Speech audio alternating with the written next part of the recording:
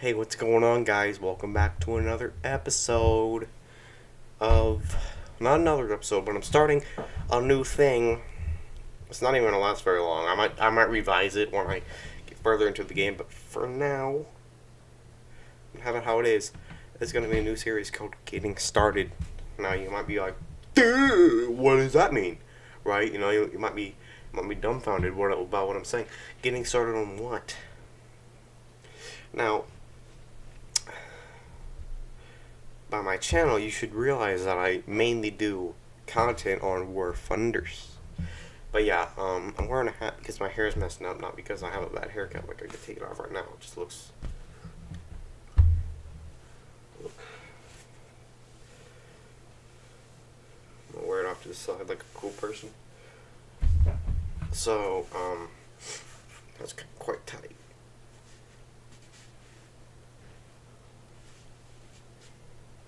Um. So yeah, I just I want to get started on something that I already pretty much know. I might revise it later once I get further in the coastal fleets, but it's about coastal fleets because, quite frankly, either nobody's doing them or everybody's doing them. I don't know because I never see any. Let me just get started. I have a time limit of 12 minutes on a video. I don't want it any longer because it takes way too long to upload. But I'm just gonna give you guys my ranking of top um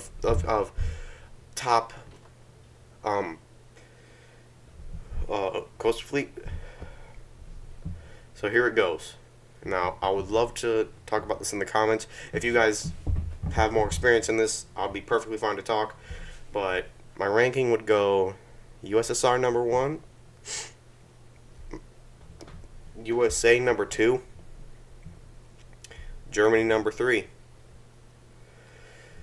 Now those are the top 3.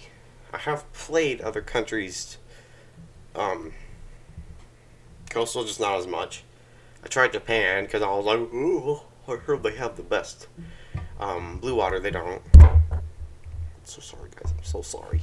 I'm sorry. But yeah, I mean, we'll go to that later in another video of getting started. But yeah, so is the puppy gonna come tomorrow and watch? Look. Whoa! It's a Barkley boy. You see, good puppy. It's a Barkley boy. That's his name. Is Barkley. Barkley boy. He liked to lay under my bed for no reason. Look, there he goes. He's going under my bed. There he goes. I have a blanket down there for him. But yeah, the reason I put USSR at number 1, from what I see, the USSR, I understand that there's no perfect lineup. Besides German tanks, which is very overpowered, especially German planes too. They're really annoying to go against. But yeah, it's the USSR just incorporates a good, like, their main line of coastal fleet. They're both incorporate a good amount of armor, and speed. Now some of them are really not amazing. However,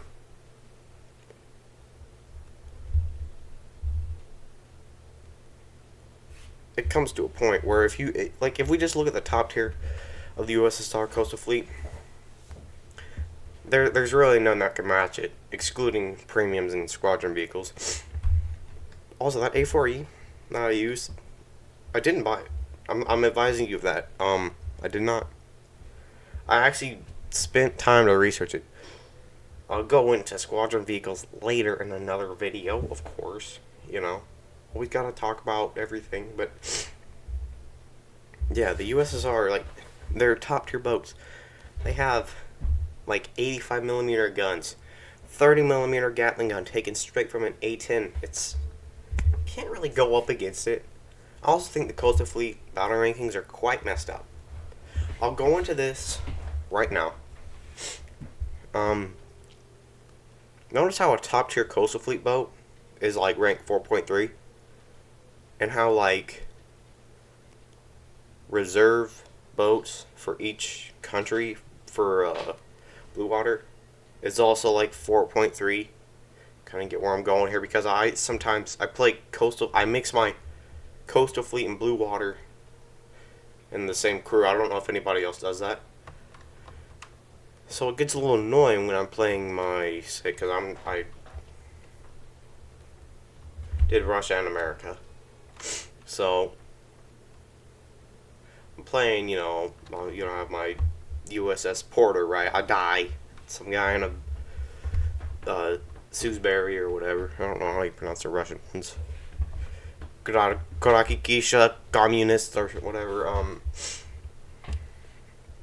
And then I get into because I have the LCM Zippo. I didn't buy it. I got the battle pass, not the Fortnite battle pass, but the thing for the season. And that was probably the last good one, the last good season of whatever you call it, battle pass or the smell of victory. That was a last good one. I got the LCM Zippo. One thing that baffles me is that a 35,000-ton boat, the USS Nevada, moves at 19.7 miles an hour, max speed, unmodified.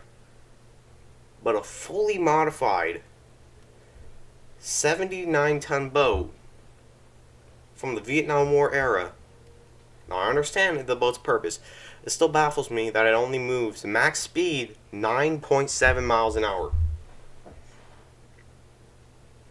It's a pretty mid boat, but it has flamethrowers. But you can imagine what those were used for in the Vietnam War. They would travel down the rivers and they would like.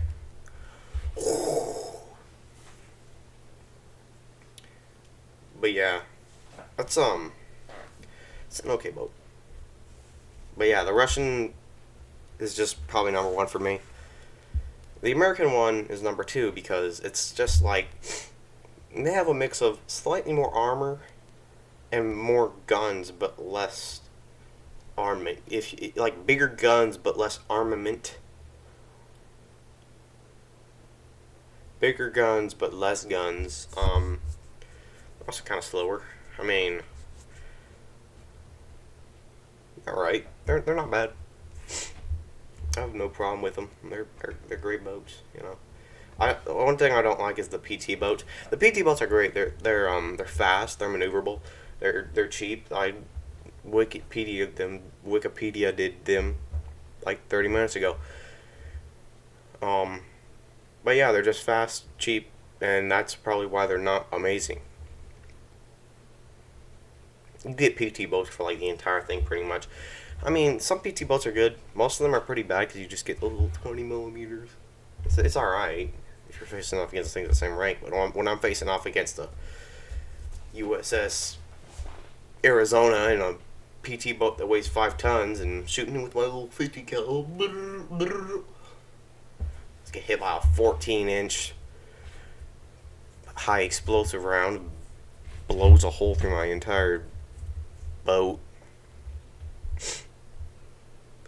And I still have pretty great top tier. I mean, they're not bad. They're pretty nice. Now Germany's coastal fleet is really weird. They have a lot of weird stuff. They literally have 2 of those little things. You would see them. They carry trash down like the rivers. 2 of them combined. And then there's that 8.8 centimeter flag. That thing on the truck. I don't know what the Germans were doing at that time. They took a gun from a milk truck. Like they literally attached a 8.8 centimeter flat cannon to a milk truck, and they put a little bit of armor on it. I don't know what that's all about. It's still a great tank though. Oh no, tank destroyer. And then they attached 4 of them. And then I had a 100 centimeter thick. It's about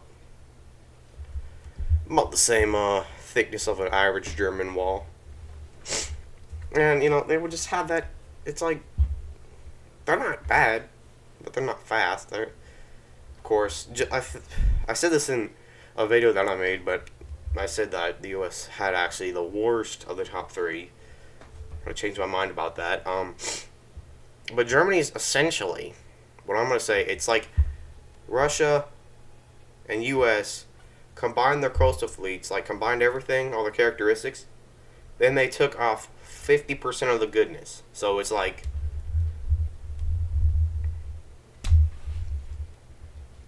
it's really just a hit or miss kind of thing. You know, either their coastal fleet's good or it's bad. There's no like, it's alright.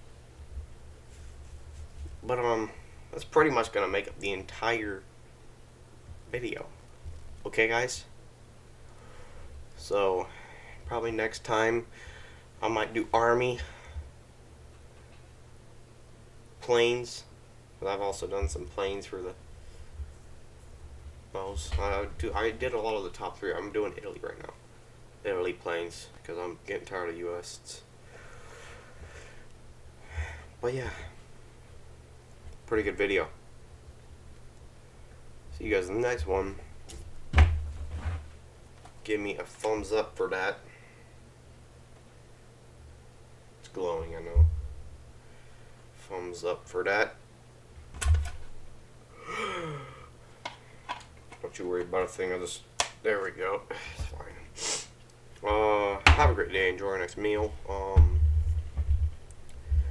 Mac and cheese, macaroni and cheese, peanut butter sandwich.